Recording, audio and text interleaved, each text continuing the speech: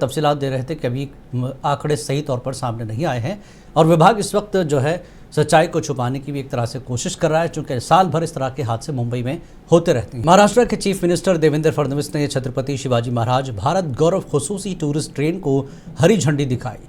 इस मौके पर देवेंद्र फडणवीस ने कहा कि आज महाराष्ट्र और उसके आवाम के लिए एक तारीखी दिन है। चीफ मिनिस्टर ने कहा कि वज़ीर-ए-आज़म और वज़ीर रेलवे अश्विनी वैष्णव का शुक्रिया अदा करना चाहता हूं, क्योंकि इस ट्रेन की वजह से सयाहत को भी फ़रोग़ मिलेगा। उन्होंने मज़ीद कहा कि ये ट्रेन जो एक तरह से हमारी हौसला अफजाई और फ़ख्र दोनों को उजागर करती है, हमारे नौजवानों को हौसला देती है। उन्होंने कहा कि हमने अभी इसे झंडी दिखाकर रवाना किया है, इस ट्रेन से सयाहत को भी फ़रोग़ मिलेगा। चीफ मिनिस्टर ने मज़ीद कहा कि इस ट्रेन में 710 अफराद सफ़र कर रहे हैं, जिसमें से 80% नौजवान हैं, जिससे पता चलता है कि नौजवान हमारी तारीख़ के बारे में जानना चाहते हैं।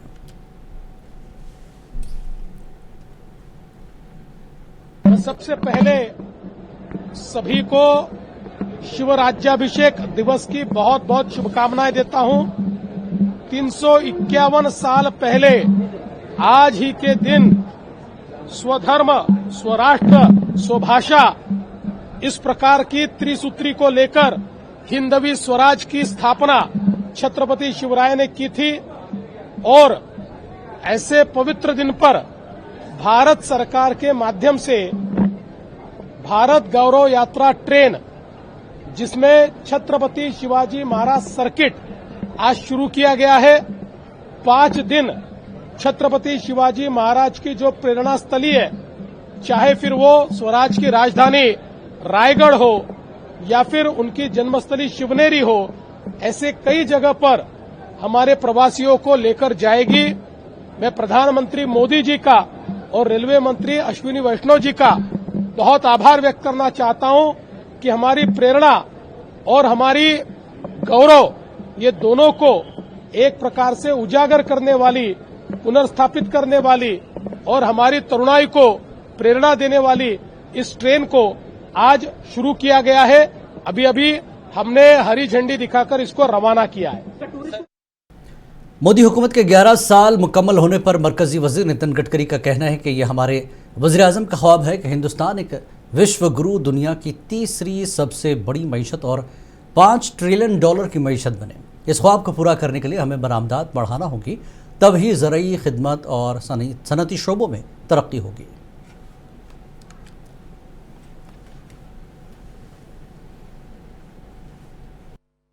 देखिए, हमारे प्रधानमंत्री जी का ये सपना है कि भारत विश्व गुरु बने, विश्व की 3rd लार्जेस्ट अर्थव्यवस्था बने और $5 ट्रिलियन की इकोनॉमी बने। और ये अगर उद्देश्य अगर हमको पूरा करना है तो हमें एक्सपोर्ट को बढ़ाना होगा, तभी इंडस्ट्रियल सेक्टर में ग्रोथ होगी, हमारी एग्रीकल्चर ग्रोथ होगी, सर्विस सेक्टर में ग्रोथ होगी, रोजगार निर्माण होंगे, वेल्थ क्रिएट होगी और इसके लिए इंफ्रास्ट्रक्चर डेवलप करने की आवश्यकता है। Water, power, transport and communication. हमारी सबसे बड़ी समस्या ये थी कि हमारे देश की लॉजिस्टिक कॉस्ट 16% थी, चाइना की 8% थी, अमेरिका और यूरोपियन कंट्रीज की 12% थी। हमारे रोड अच्छे नहीं थे, हमारे पोर्ट्स अच्छे नहीं थे, हमारे यहाँ फ्यूल में भी काफी महंगा पड़ता था, ट्रैफिक जाम के कारण देरियां होती थी। अब हमने जिस प्रकार के रोड बनाए हैं उसके कारण हमारी लॉजिस्टिक कॉस्ट अभी 6% कम हो गई है और आने वाले विशेष रूप से 1 साल में हम 9% पर आएंगे। और एक समझ लीजिए कि अभी तो ये सभी बड़े बड़े IIM वगैरह, कानपुर IIT सब में जो अध्ययन किया, कोई कहता है 4% कम हुई, कोई कहता है 6% कम हुई, पर 6% कम हुई है और 2% हम 8 या 9, तो मैंने डिक्लेयर किया था कि हम 9% पे लॉजिस्टिक कॉस्ट लाएं।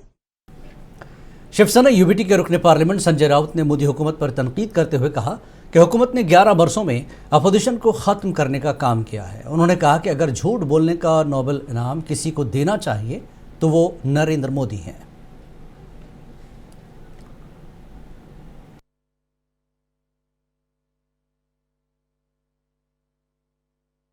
यही तो 11 साल में मोदी जी ने काम किया है। मोदी जी ने काम क्या किया है?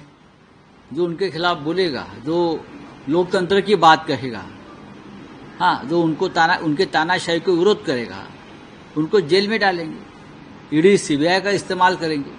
मोदी जी की उपलब्धि क्या है? मोदी जी की उपलब्धि 11 साल में यही है कि इस देश का जो विपक्ष है उनको खत्म करने का काम मोदी जी ने 11 साल में किया है। और बस झूठ पर झूठ, झूठ पर झूठ। अगर झूठ बोलने के लिए नोबेल पुरस्कार किसी को दिया जाता है तो हमारे देश को, प्रधानमंत्री को सबसे पहला ये नोबेल अवार्ड देना चाहिए। सबका साथ सबका विकास यहाँ भी है, और सबका साथ के साथ मुंबई का और महाराष्ट्र का विकास। और शिवसेना यूबीटी के लीडर संजय राउत ने इलेक्शन कमीशन पर तनकीद करते हुए पूछा कि क्या इंतखाबी इदारे ने हुक्मरान बीजेपी को इसके कामकाज के बारे में अपोजिशन जमातों के शुकूक व शुबहात को दूर करने के लिए कॉन्ट्रैक्ट दिया है। राउत ने कहा कि राहुल गांधी ने इलेक्शन कमीशन से सवालात पूछे हैं, न कि बीजेपी से। देवेंद्र फडणवीस को क्यों जवाब देना चाहिए? क्या इलेक्शन कमीशन ने बीजेपी को अपने चेहरे की धूल मिटाने का ठेका दिया है और इसके काम के बारे में शुकूक व शुबहात को साफ किया है? इलेक्शन कमीशन ने गांधी के इल्ज़ाम को मुस्तरद करते हुए कहा कि गैर मुनासिब फैसले के बाद इंतखाबी पैनल को बदनाम करना बिल्कुल मज़हक का खैज है। और महाराष्ट्र कांग्रेस के सदर हर्षवर्धन सबकल ने महाराष्ट्र असेंबली इंतखाबात में मुबैना धांधली के बारे में रिमार्क्स पर लोकसभा में अपोजिशन लीडर राहुल गांधी का दिफा किया। उन्होंने कहा कि राहुल गांधी ने सिर्फ इलेक्शन कमीशन के आदाद शुमार के बारे में हक़ाइक़ लोगों के सामने पेश किए हैं।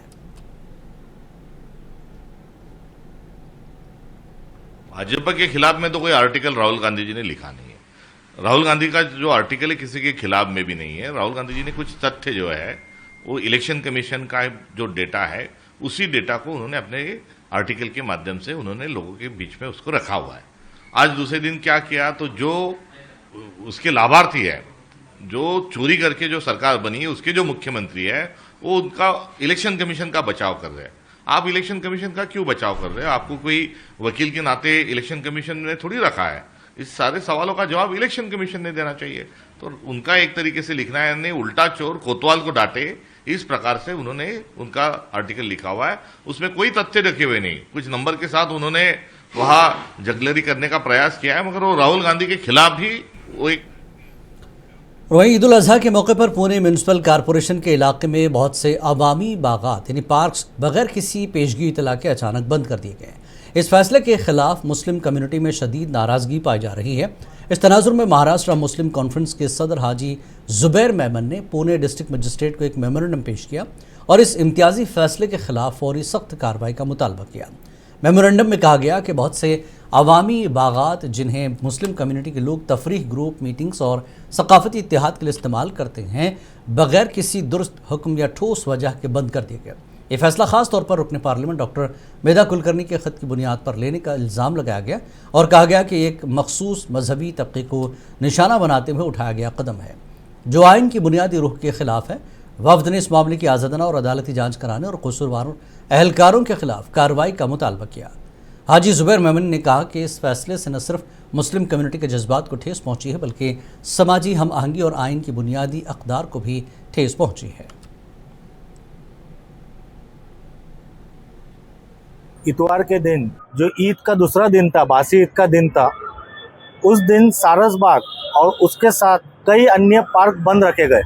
वो पार्क इसके लिए बंद रखे गए क्योंकि भाजपा की राज्यसभा की सांसद मेधा कुलकर्णी जी ने एक निवेदन दिया था महानगर पालिका आयुक्त को, और इस निवेदन में उन्होंने साफ तौर पे कहा था कि ईद के दूसरे दिन देश भर में जिस तरीके से मुसलमान फैमिलीज बाहर निकलते हैं, पार्क्स जाते हैं कुछ एंटरटेनमेंट के लिए, कुछ वक्त गुजारने के लिए, तो पार्क के अंदर मुस्लिम लोगों की एंट्री बंद हो, मुस्लिम पार्क के अंदर ना आए, इसके लिए उन्होंने महानगर पालिका आयुक्त को एक लेटर लिखा। और उस महानगर पालिका आयुक्त ने, जो पूना के महापालिका आयुक्त है, जो वहाँ के पार्क के जो संबंधित अधिकारी है, उन्होंने बाकायदा पार्क को इस एंटी कॉन्स्टिट्यूशनल अपील के ऊपर पार्क को बंद रखा और उसके ऊपर लिखा गया कि आज के दिन पार्क बंद है।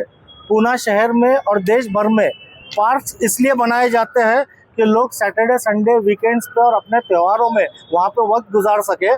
आज के दौर में जो भाजपा की गवर्नमेंट है या जो रेजिम चल रही है, उसके अंदर मुसलमानों को अब पार्क्स में जाना भी अलाउड नहीं है, जो बिल्कुल गलत है। और इसके लिए हम महापालिका आयुक्त और संबंधित सभी अधिकारी को फौरन सस्पेंड करना चाहिए। इस तरीके के जातिवादी महापालिका आयुक्त को अपनी कुर्सी पर रहने का कोई नैतिक।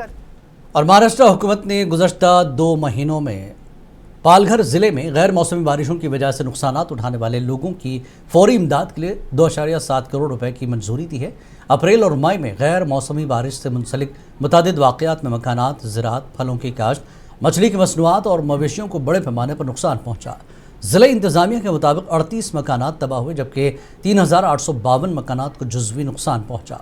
पालघर के कलेक्टर डॉक्टर इंदू रानी झाकड़ ने कहा कि बहुत से ख़ानदान बेमौसम बारिश और तूफ़ान के बाद बेघर हो गए थे। ये इमदाद उनकी बहाली के लिए ज़रूरी मदद फराहम करेगी।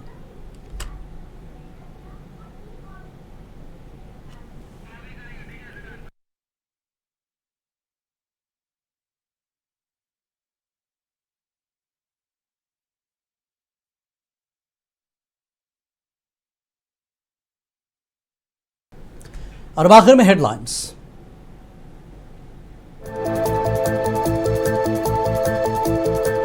मुंबई में ट्रेन से गिरकर 6 मुसाफिरीन की हुई मौत, 7 अफराद जख्मी। ट्रेन में ज्यादा भीड़ को मानी जा रही है। हादसे की वजह मामले की जांच जारी।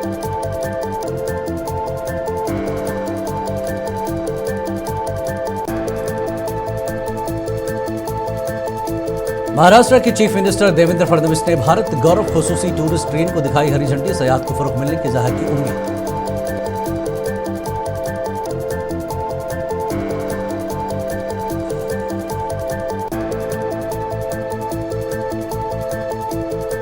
मोदी हुकूमत ने 11 वर्षों में अपोजिशन को खत्म करने का किया काम। शिवसेना यूबीटी के रुकने पार्लियामेंट संजय राउत की मरकजी हुकूमत पर तनकीद।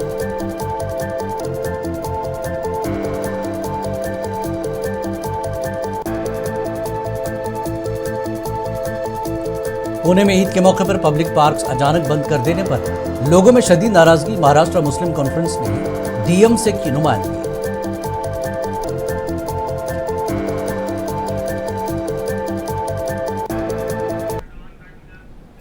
महाराष्ट्र न्यूज में फिलहाल इतना ही। आदाब।